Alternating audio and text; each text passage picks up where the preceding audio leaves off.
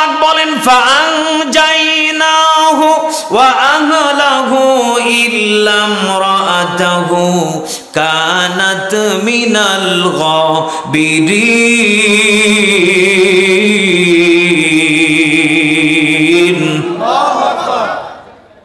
এদেশে এমনও মানুষ আছে যারা কোরআনকে বাদ দিয়ে নেতার পিছনে স্লোগান দেয়।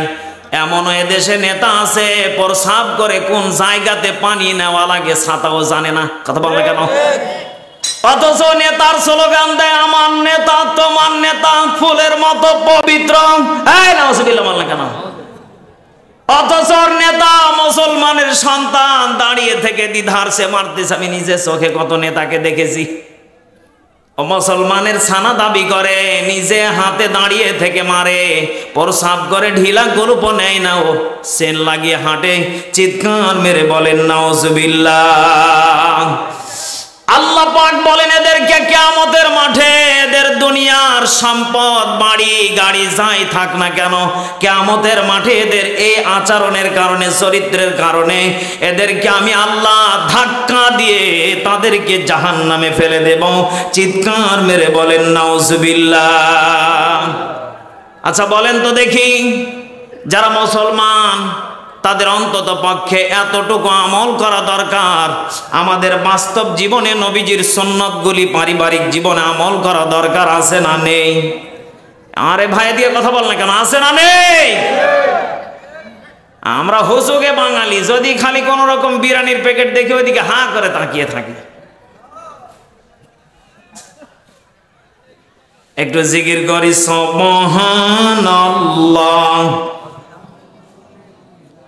লা ইলাহা, জোরে সুবহানাল্লাহ আলহামদুলিল্লাহ লা ইলাহা,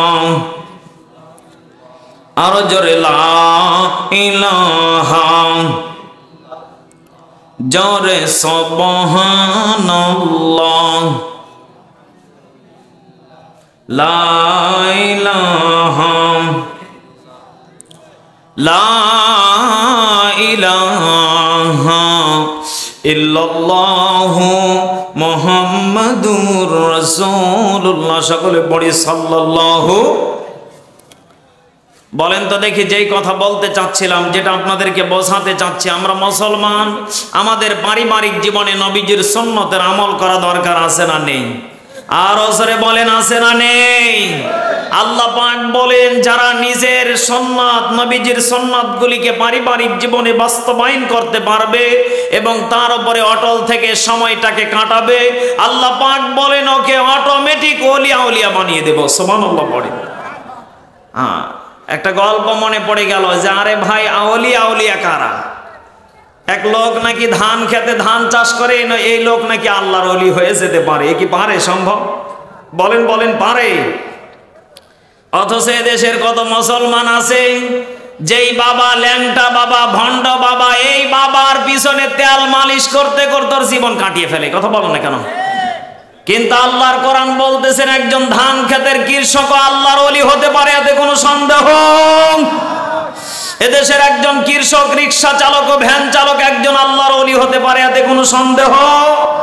এই জন্য মাগুরাবাসী খেয়াল করতে হবে, আপনার আমার ইমান যেখানেই থাকুক না কেন, আপনার আমার ইমানটাকে পরিবর্তন করে পাকাপোক্ত ইমানদার হওয়া লাগবে। কথা বলেন ঠিক না বেঠিক? আল্লাহ রাব্বুল আলামিন বলেন, হে আমার বান্দা বান্দিরা, মাহে রমজান আসার আগে তোমাদেরকে টার্গেট নেওয়া লাগবে। জীবনে যত গুনাহ করেছি তওবা করে মাফ করে দেব, আল্লাহর কাছে মাপ চেয়ে নেব। 2 নম্বরে মিথ্যাকে ছেড়ে দেব। 3 নম্বর পরিবার পরিজন যারা আছে তাদের সাথে ভালো ব্যবহার করব। বলেন তো দেখি, যদি কোনো মুসলমানে আমলগুলি যদি করতে পারে, আল্লাহ পাক বলেন অটোমেটিক এই বান্দার ফ্যামিলিটাকে আমি আল্লাহ জান্নাতি ফ্যামিলি বানিয়ে দেব। চিৎকার মেরে বলেন সুবহানাল্লাহ। এজন্য কলিজার টুকরা বাবাসিরা, যদি কোনো ব্যক্তি ফ্যামিলিটাকে যদি জান্নাতি ওয়ালা যদি বলে স্বীকৃতি দিতে চান, আব্দুল্লাহ বিন খুবাইবের মতন বাস্তব জীবনে পারিবারিক জীবনে আমল করা দরকার আছে না নেই? আর আমার দেশে এখন এমন অবস্থা, নিচে খেতে খেতে ভড়ি নিচে নেমে যায়, অথচ কারো খাওয়ার ভাগ্য নেই। কথা বল না কেন? নিজে খাবে, নিজে পড়বে, নিজের 5 তলা বাড়ি করবে, কিন্তু পাশের বাড়ির লোক যদি 1 তলা যদি করে ফেলে ওর হিংসায় জ্বলে শেষ। অথচ মানুষটা দিন আনে দিন খায়, কত কষ্ট করে কত পরিশ্রম করে একটু কিছু করেছে, এই লোকটাকে বিনা অপরাধে অপরাধী বানিয়ে তার 1 তলাও শেষ করে দেয়। এমন মুসলমান আমার দেশে আছে না নেই? এজন্য কলিজার টুকরা বাবাজিরা, এই মাহে রমজান আসার আগে অনেকেই দুনিয়ার থেকে চলে যেতে হবে। অনেককেই আল্লাহ পাক নিয়ে নিতে পারে, অনেকে চলে যেতে পারি। জানি না কোন দিন কার যেন মালাকুল মাউত আজরাইল চলে আসতে পারে। এমনও হতে পারে আপনার আমার জীবনে এটা শেষ বয়ানও হয়ে যেতে পারে। ছোট্ট আকারে একটা কথা বলে দিতে চাই, 3টা আমলের কথা বলেছি বাস্তব জীবনে। 3টা আমল করে বাস্তব জীবনটাকে কাটানো দরকার আছে না নেই? আল্লাহ নবীজি বলেন, যখন কোন আমার উম্মতে মুহাম্মাদি 1 নম্বর আমল, যখন তারা মাহে রমজান পাওয়ার পরে যখন তওবা বেশি বেশি করবে, 2 নম্বর যখন তারা মিথ্যাকে ছেড়ে দেবে, 3 নম্বর যখন পরিবারের সাথে যখন ভালো মিল মহব্বত লাগাবে, অটোমেটিক আল্লাহর রহমত বরকত, এ রহমত থেকে আমাদেরকে বঞ্চিত হওয়া যাবে। বলেন বলেন। আল্লাহ পাক বলেন, লা তাহজান, চিন্তার কারণ নেই, টেনশনের কারণ নেই, ইন্নাল্লাহা মা'ানা, নিশ্চয় আমাদের সাথে আছেন যিনি, তিনি কে? আল্লাহ। কি বিশ্বাস করেন আপনারা? বলেন বলেন, করেন? আর যারা বাহিরে ঘুরতেছে ওরা বিশ্বাস করে তবারককে, কারণ রাত 12টা বাজলে খেতে পাবো। কথা বলেন কেন? কায়দার যারা আছেন ভালো হয়ে যান। আল্লাহ পাক বলেন, বান্দা তোমাদের দিলের প্রত্যেকটা কথা আমি জানি, বলছি, কিন্তু আমি আল্লাহ চুপ থাকি। আল্লাহু আকবার বলেন। আল্লাহ কাফের কেও খাওয়াচ্ছেন, বেঈমান কেও খাওয়াচ্ছেন, ইহুদি কেও খাওয়াচ্ছেন। আরে ভাই, তবারক দিয়ে কি হবে? ঘরে তো অগণিত খাবার দিয়েছেন আল্লাহ। কথা বল না কেন? আমাদের আজকে মূল্যবান তবারক হচ্ছে এইটা। কোরআন আমাদেরকে কি বলে আর কি করব, বাস্তব জীবনে কি নিয়ে কবরে যাব? কথা বলেন। কারণ অন্ধকার কবরটাকে আল্লাহ পাক বলেন, আল্লাহ পাক বলেন যে অন্ধকার কবরটাকে আমি আল্লাহ রাব্বুল আলামিন এমনি এমনি তোমাদেরকে পার করে দেব না। এই অন্ধকার কবর থেকে যদি তোমরা মুক্তি পেতে চাও, 1 নম্বর টার্গেট তোমাদেরকে আমল নিয়ে আসা লাগবে। কি নিয়ে আসা লাগবে? আর জোরে বলেন কি? আল্লাহ রাব্বুল আলামিন বলেন, হে আমার বান্দা বান্দিরা, এই আমলটা তোমরা যদি করতে চাও বান্দারে, তোমাদেরকে ফলো করা লাগবে বাস্তব জীবনে। কি আমলটা করলে আমরা জান্নাতটা পেয়ে যাব? খলিফাতুল মুসলিমিন হযরত ওমর বলেন, তোমাদের আমল হলো এটা, নিজে বাঁচলে হবে না, পরিবার পরিজনকে বাঁচানো দরকার আছে না নেই? এলাকাতে যত মানুষ আছেন, একটা একটা করে প্রত্যেকটা পরিবার থেকে যদি আসতেন, অন্তত পক্ষে 500 মানুষ হতো। কথা বল না কেন?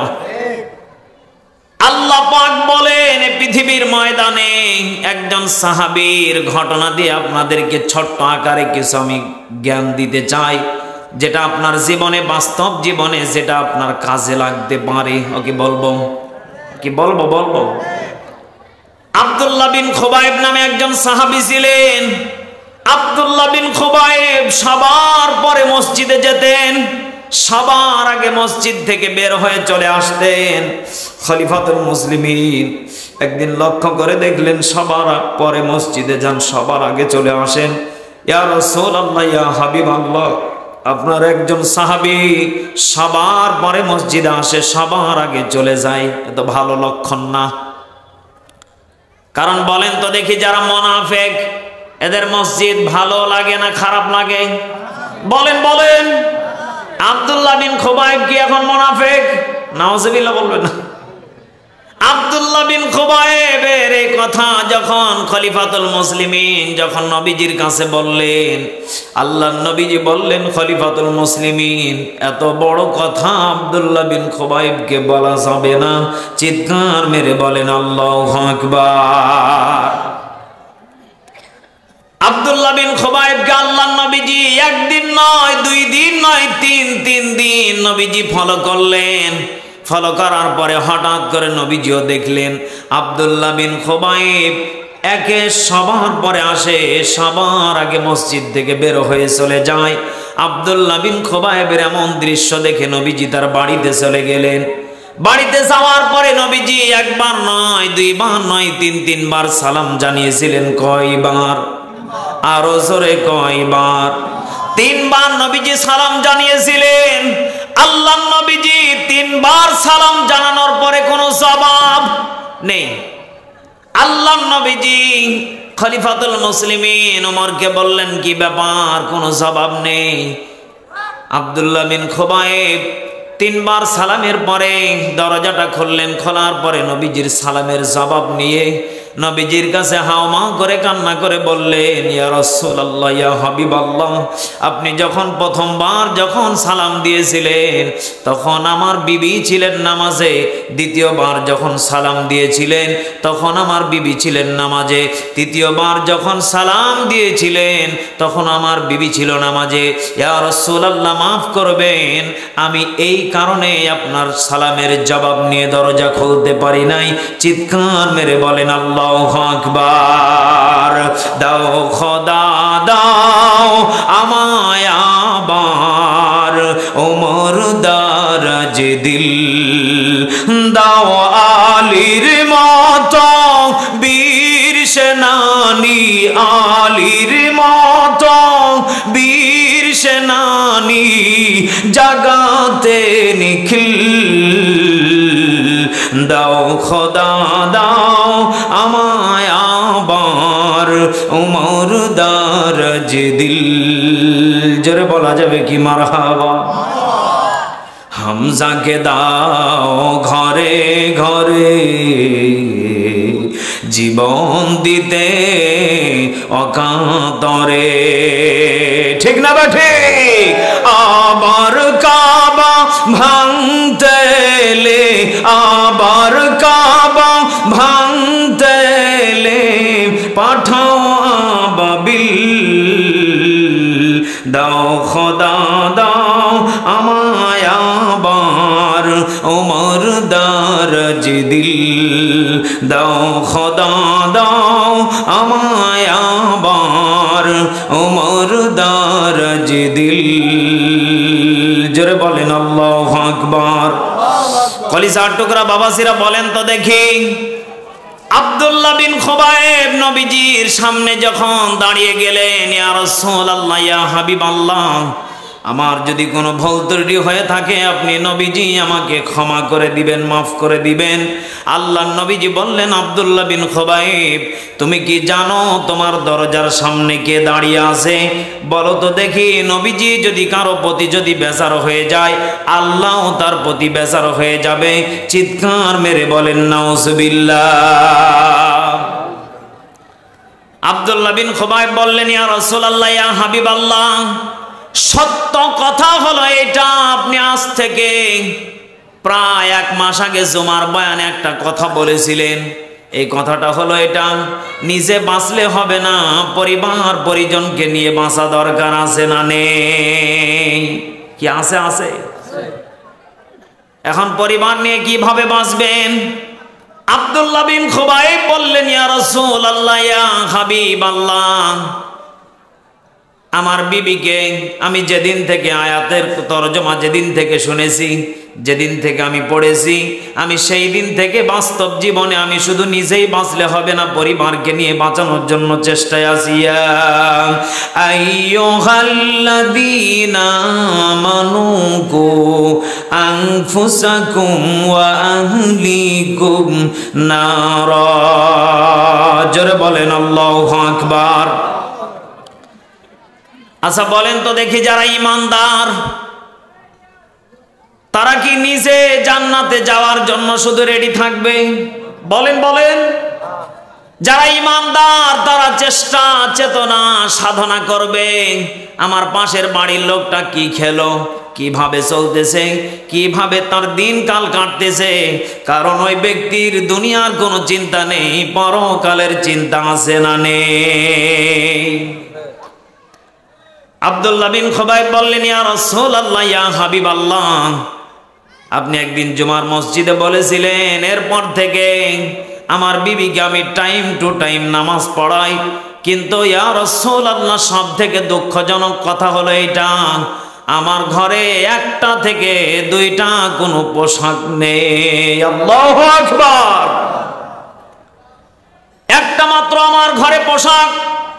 ইয়া রাসূলুল্লাহ, ইয়া হাবিবাল্লাহ, আমি যখন এই পোশাকটা পরে যখন মসজিদে যাই, তখন আমার বিবিকে আমি একটা গর্তের ভিতরে রেখে আমি মসজিদে যাই, আর যখন আমার নামাজ শেষ হয়ে যায় আমি রাসূল এক সেকেন্ডের জন্য দেরি করি না, বাড়িতে চলে আসি, আবার আমি গর্তের ভিতরে ঢুকে যাই, আমার বিবি এই পোশাক পরে নামাজে দাঁড়িয়ে থাকে। চিৎকার মেরে বলেন আল্লাহু আকবার। কলিজার টুকরা বাবাসিরা বলেন তো দেখি তাদের ঈমান কত পাকাপোক্ত মজবুত, আরে দেশের মুসলমানের ঈমান সেরকম।